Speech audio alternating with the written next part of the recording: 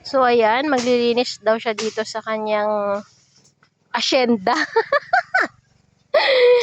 Kasi gusto niya dito ay makapasok ang hangin. Sobrang init naman talaga, guys. So, ayan, ang laki ng puno, oh. Tsaka yung mga mangga dyan, ang laking mangga na yun. Yan, yung mga bata pa siya, mangga na yan. So, napaka lawog or malawak ang nararating ng mga sanga niya. Ayan, hanggang dito sa akin, oh. So, ayan, di ba? Sobrang lawak. Yan, tinatabasan niya kasi mga bata dyan pumupunta. Baka may ahas. Kaya kailangan niyang tabasan yan. O, diba? Ang linaw na. Mahangin na. Pwede ka nang gumawa ng duyan dyan. Yan.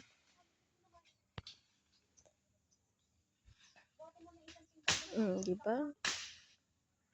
Akala ko naman sa ano siya magtatabas doon sa ano, guys, sa tubigan. Dito pala. Siguro naiinitan na siya. Ayan kasi, oh. Yung bahay ng papa niya. Yung bahay niya.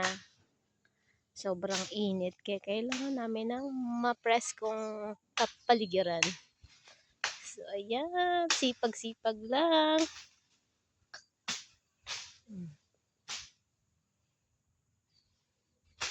Tatabas siya ng mga damo.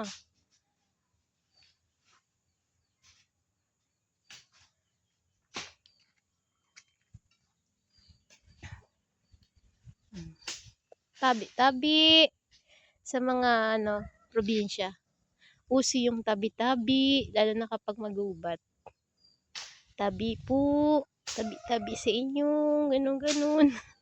hindi namin kayo nakikita. Tabi-tabi nuno, mga ganun. Tabi-tabi nuno. Ayun.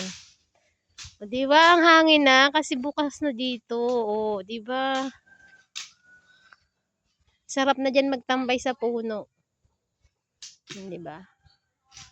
Linis-linis siya nga. Yan yung gawa niya dito. Tabas-tabas muna siya ng kapaligiran. Diba?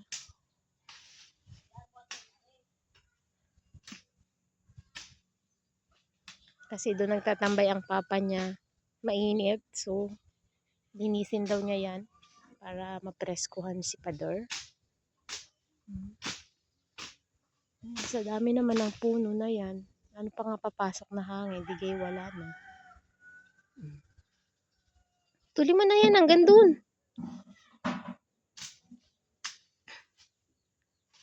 Yan.